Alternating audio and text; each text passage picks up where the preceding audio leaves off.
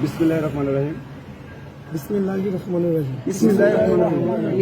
আমি ওয়াদা করছি যে আমাদের সারা বাংলাদেশে প্রায় 1 লাখ আনসার সদস্যদের সমন্বয় হয়ে আমরা কাজ করছি।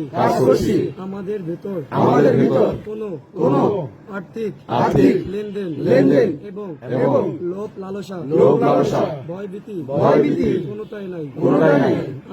আমরা প্রয়োজনে আমাদের অধিকার রক্ষায় আমাদের সারা বাংলাদেশে সহযোদ্ধাদের অধিকার রক্ষায় প্রয়োজনে আমরা সমন্বয়ক নিজের জীবন দিয়ে কাজ করব।